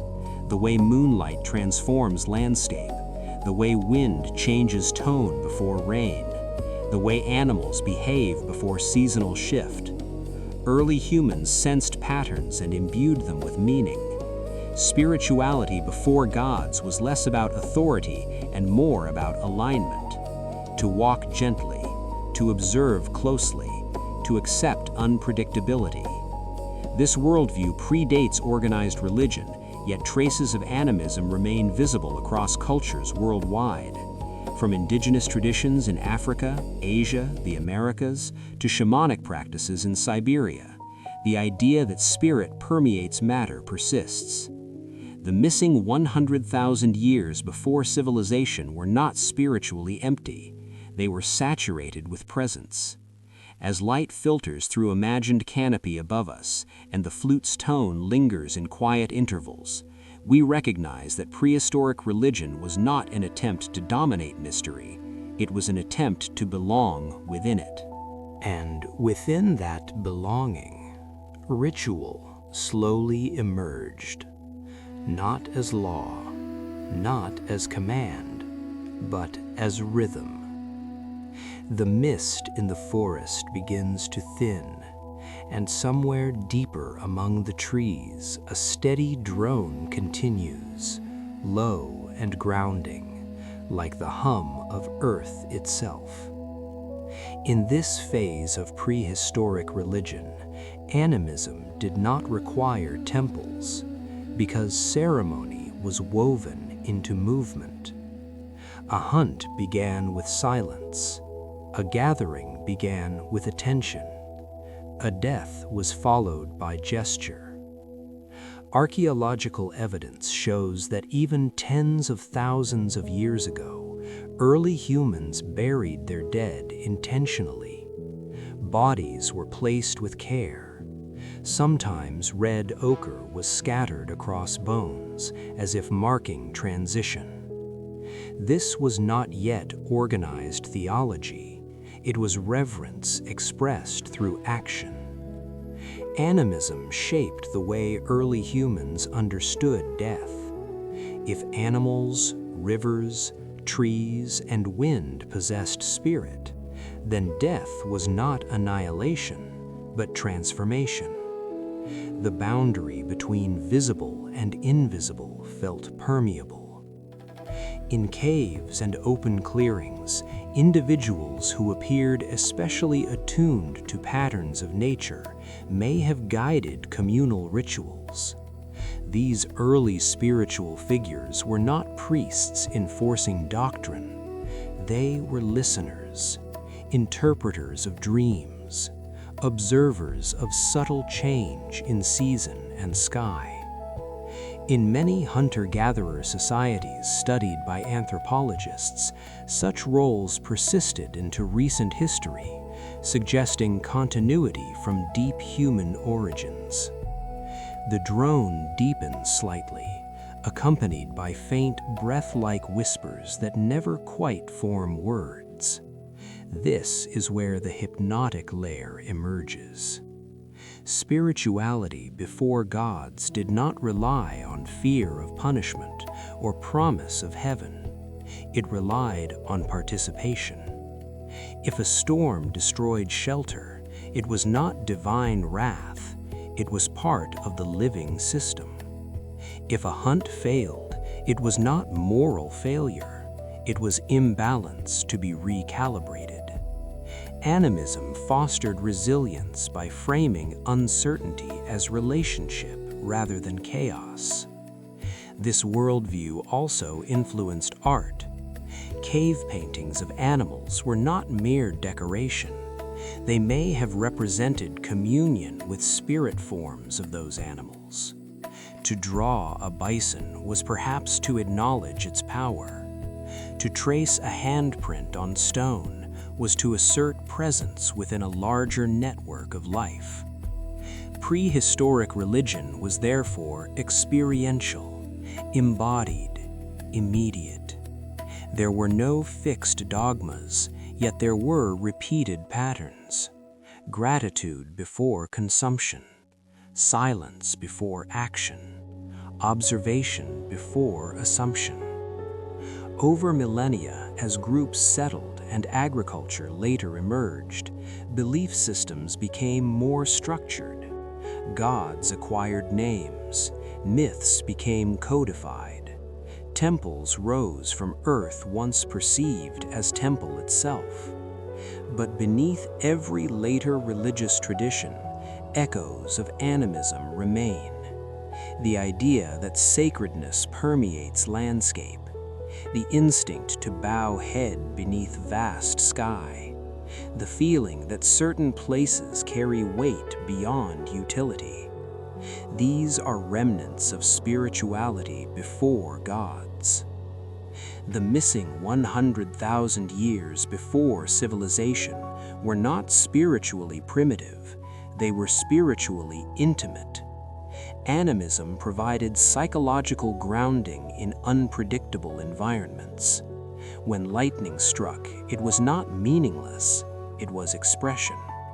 When a child was born, it was not random, it was emergence within living fabric. The forest now grows quieter in our imagination. The drone softens, light filters gently through leaves. In this calm, we understand that prehistoric religion did not demand conversion. It required attention. And perhaps that is why its traces endure. In a modern world often fragmented from nature, the longing to reconnect, to feel the forest as presence rather than backdrop, is not new. It is ancestral memory. Spirituality before gods reminds us that belief once began not with doctrine, but with listening, not with hierarchy, but with humility, not with distance, but with belonging. And in that belonging, humanity learned to stand within mystery without needing to conquer it. And as the forest slowly fades into memory, and the drone dissolves into softer night air, we step into another quiet inheritance from the missing 100,000 years before civilization. Not stone monuments, not metal machines, but something subtler, something we might call lost ancient knowledge. Imagine a pair of hands holding a smooth stone mortar. The rhythm is slow and steady, herb against stone, leaf against surface. A gentle grinding sound fills the air. In this simple motion lives ancient wisdom that does not flash or roar, but endures quietly. Lost technologies are not forgotten engines or vanished cities. They are skills once carried in memory rather than written in manuals. Knowledge of which bark reduces fever, which root eases pain, which leaf soothes a wound. Early humans did not approach plants as random greenery, they observed patiently. If an animal chewed a particular herb when injured, they noticed. If a plant caused illness, they remembered. This was experimentation without laboratory, repetition without written record. Survival history depended on careful pattern recognition. Over generations, certain individuals became known for remembering more. They could identify edible berries from poisonous ones at a glance. They could sense seasonal shifts before the first frost appeared. This was technology in its purest form, not external machinery, but internal mastery. The rustle of dry leaves joins the grinding stone, creating a soft, layered soundscape. Ancient wisdom did not separate body from environment. To heal meant to harmonize with the land. There were no pharmaceutical industries. There was forest, field, and attentive mind. Lost ancient knowledge also included navigation without instruments. Long before compasses and GPS, early humans read the sky as text. The position of constellations marked seasonal transitions. The tilt of moonlight signaled tide patterns along coasts. A human migration map today appears in textbooks, but its first version existed in memory, etched into story and repetition. A father pointing toward a rising star, a grandmother recounting how the wind shifts before winter. This is technology that leaves no ruins. It leaves continuity. And perhaps most subtle of all was communication with animals. Not speech in words, but understanding through observation. The way a herd turns when sensing predator, the way birds suddenly fall silent, the way dogs, long before domestication was formalized, gravitated toward human camps in mutual curiosity. These interactions required patience rather than domination. Ancient wisdom thrived in humility. There is a gentle melancholy in recognizing how much of this knowledge has thinned in modern life. We carry devices more powerful than any ancient tool, yet struggle to identify trees beyond a few common species. We track satellites, yet rarely notice wind direction without checking a screen. This is not accusation, it is quiet contrast. The wabi-sabi perspective invites acceptance rather than regret. Nothing is truly lost, it transforms.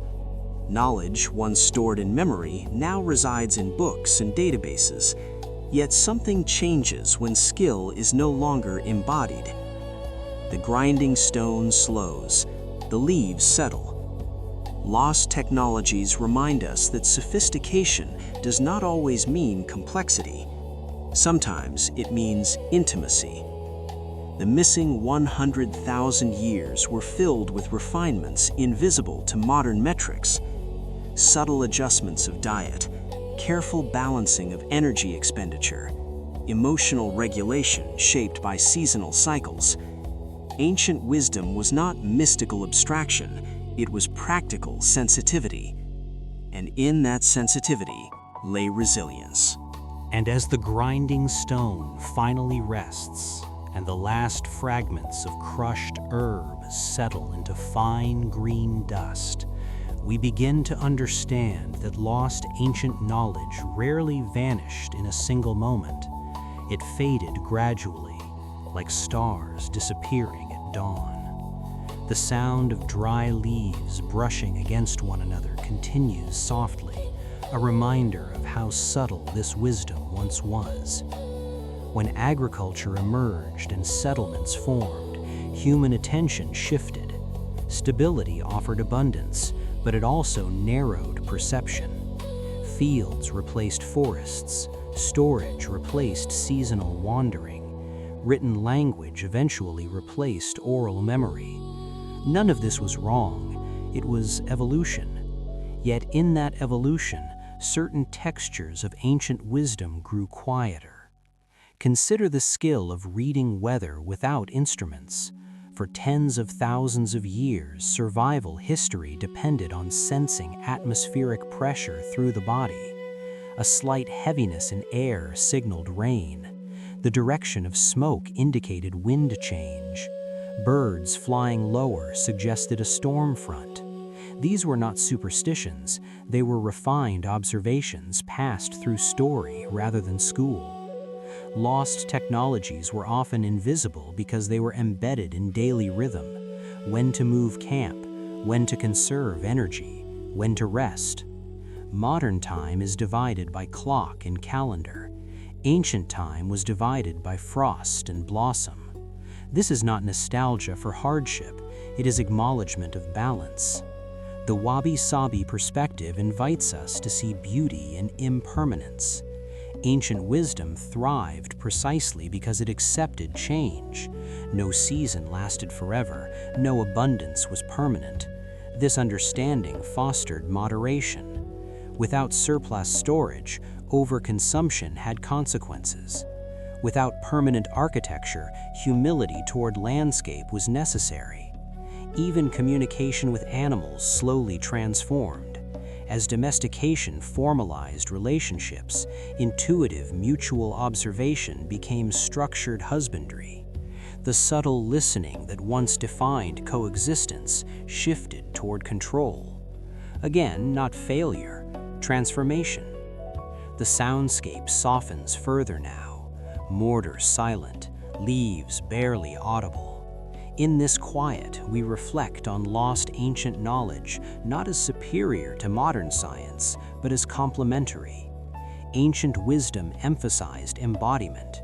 Knowledge lived in muscle memory, in skin sensitivity, in peripheral awareness. Today, information lives in devices, vast, searchable, external.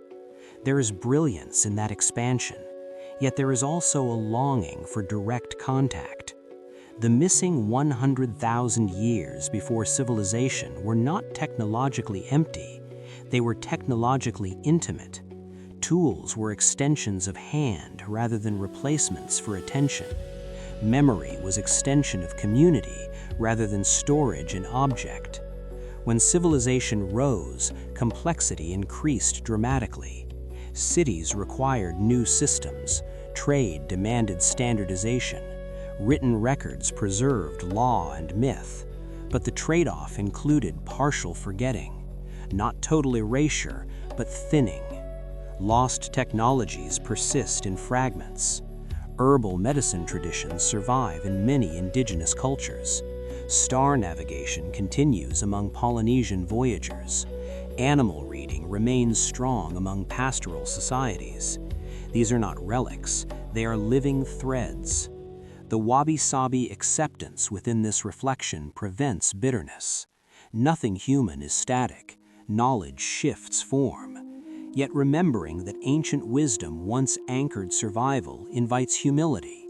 It reminds us that intelligence is not measured only by speed or scale, but by sensitivity. The leaves fall quiet, night deepens, and in that stillness we sense that perhaps nothing is truly lost. It is waiting in the background of awareness. The instinct to notice wind without checking forecast, the impulse to walk barefoot and feel ground temperature, the curiosity to observe animals not as resource, but as presence. Lost ancient knowledge becomes invitation rather than lament. An invitation to integrate rather than reject. The story of what humans bid before civilization is not a tale of primitiveness overcome.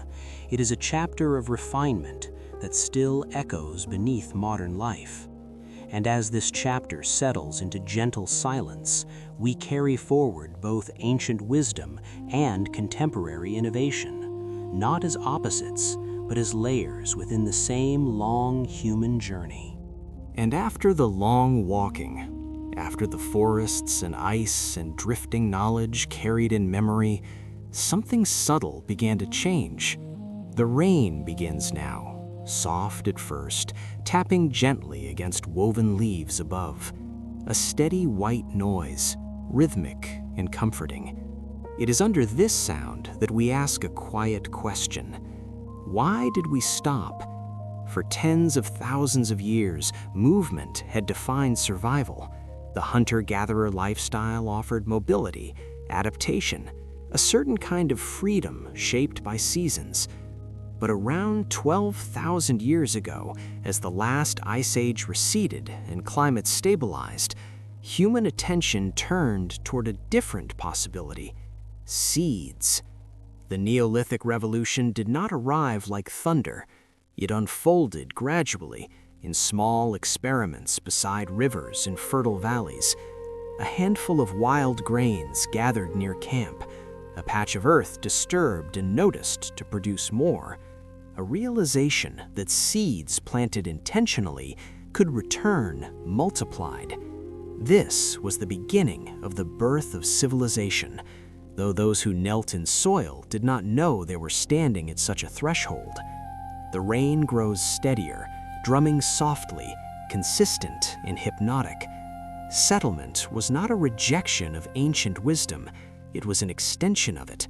Observation of seasonal cycles had always existed.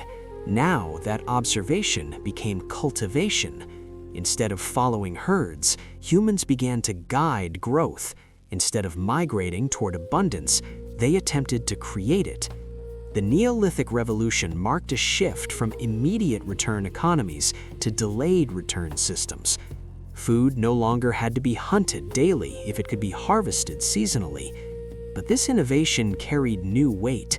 Responsibility replaced spontaneity. Fields required tending. Crops required protection. Storage required defense. Freedom of movement narrowed into attachment to place. Yet there was also security in staying. Permanent shelters offered stability against weather. Shared labor in planting and harvesting fostered cooperation at larger scale. Villages formed near reliable water sources. Mud brick structures replaced temporary shelters. Animals once followed in migration patterns began to be domesticated deliberately. Goats, sheep, cattle became partners in predictable cycles. This was not instant urbanization, it was gradual anchoring. The rain on leaves continues its gentle rhythm, encouraging slower breath. With settlement came surplus, and with surplus came differentiation. Some individuals specialized in tasks beyond food production. Tool making improved. Pottery emerged for storage. Ritual spaces became more defined. The birth of civilization required organization, and organization required structure. The tone of life subtly deepened. Where once horizon defined identity, now boundary did. Land became territory, harvest became wealth. This transformation was neither purely gain nor purely loss. It was complexity.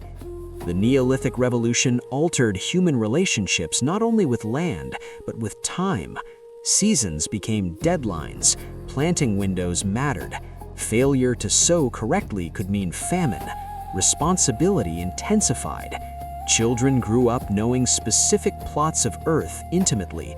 Memory anchored not in migration routes, but in fields inherited. The missing 100,000 years had cultivated adaptability.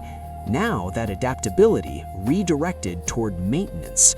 The rain sound grows slightly heavier, steady and enveloping.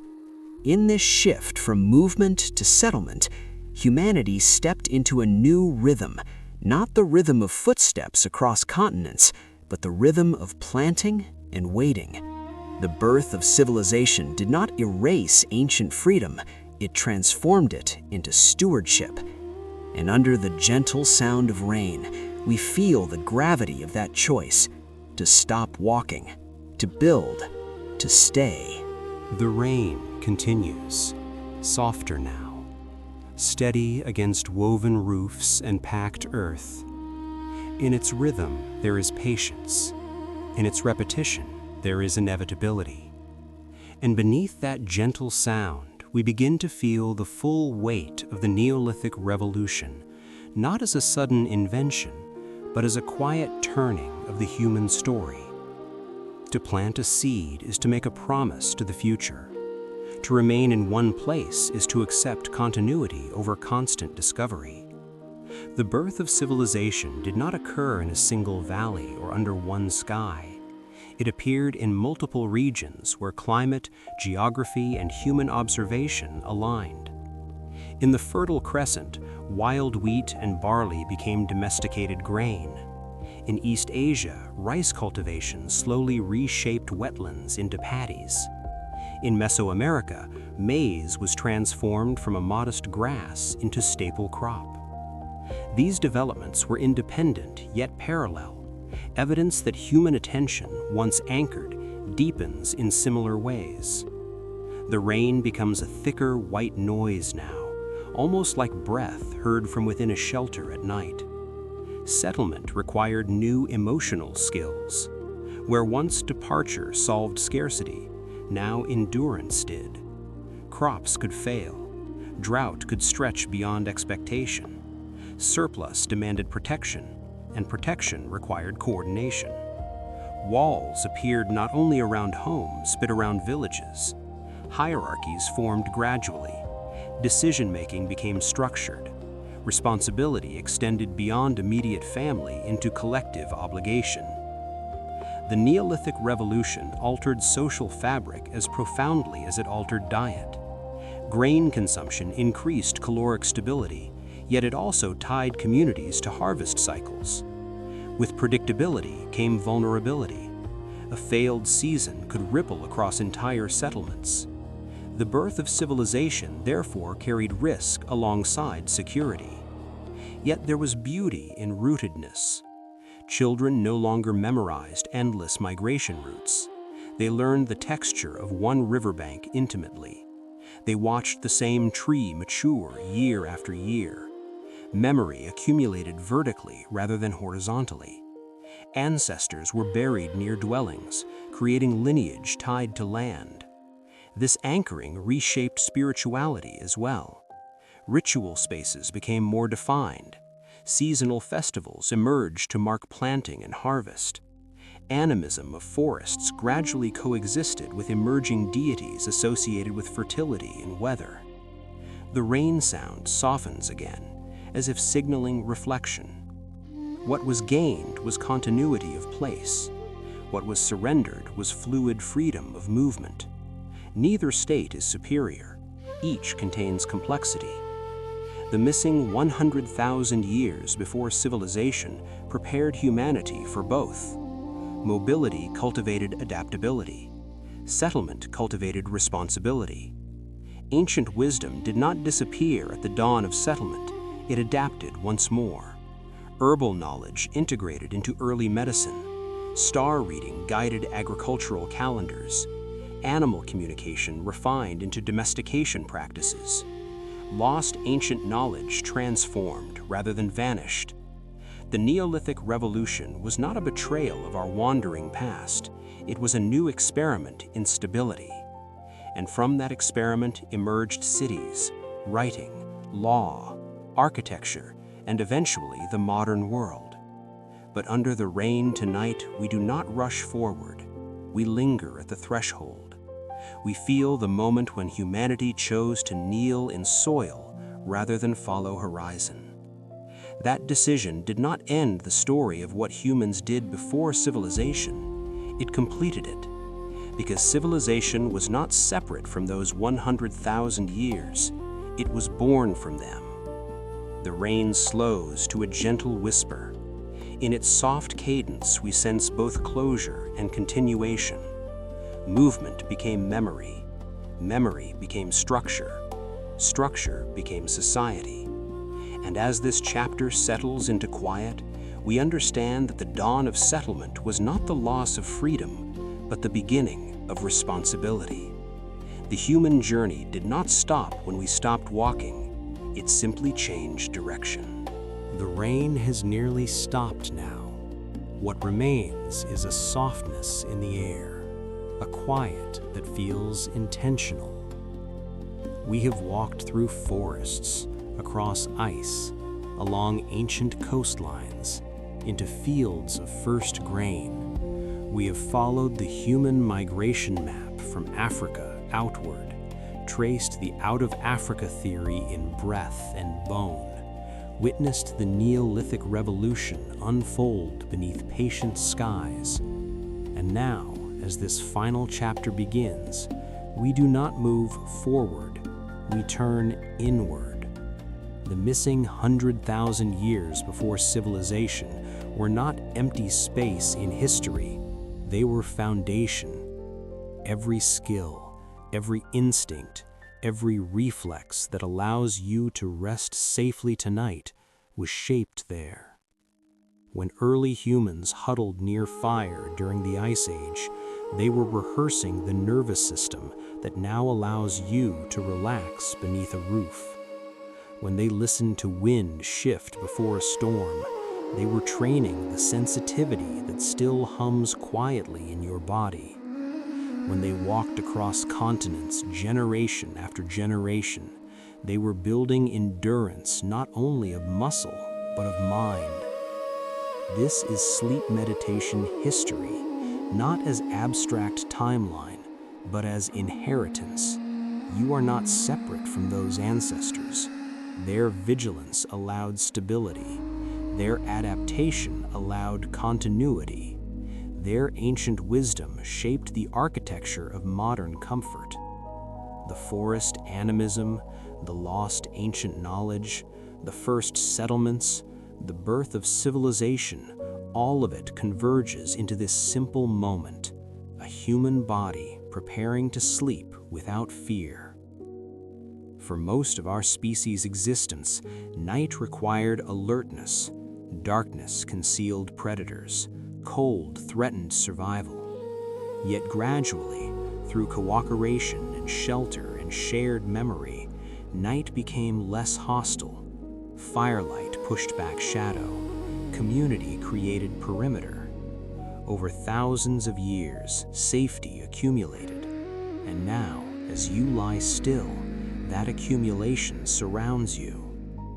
The desire to fall asleep fast is not weakness, it is trust. Trust in walls, in climate control, in unseen systems of stability. But beneath those modern layers lies something deeper. The primitive brain that once listened for snapping twigs has learned across millennia when to release tension. This final chapter is not about achievement, it is about gratitude. Not forced gratitude, but quiet recognition. You carry within you the resilience of hunter-gatherers, the observational skill of animist forests, the endurance of great migrations, the patience of early farmers. The 100,000 years before civilization were preparation. Civilization itself is continuation, and your rest tonight is part of that continuum. Let the concerns of modern life soften at the edges.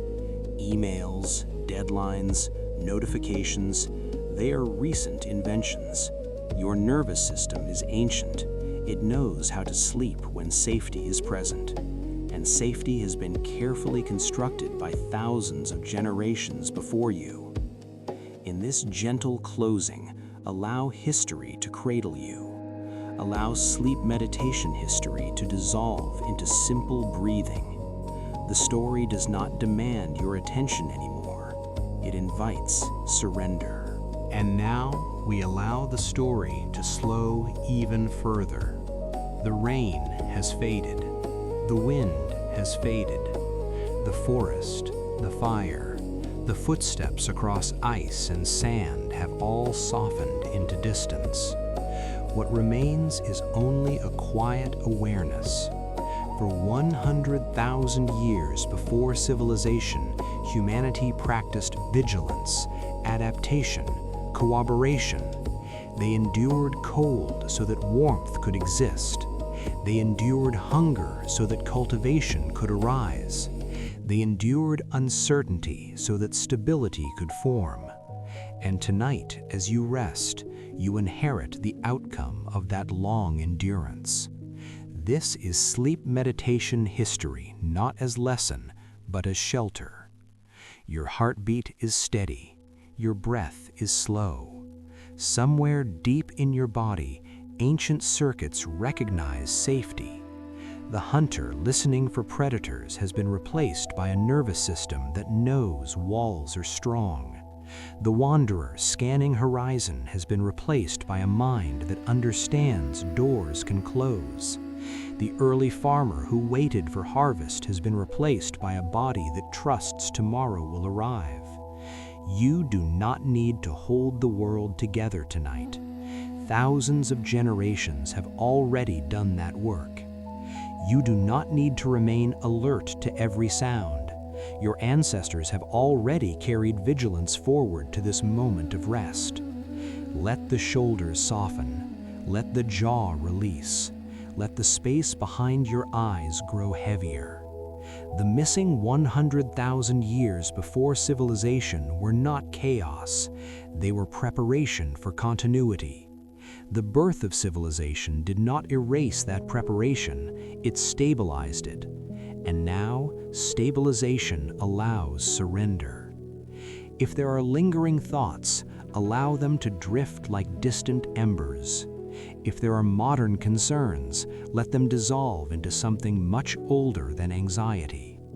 Beneath technology, beneath cities, beneath language itself, there is a simple rhythm.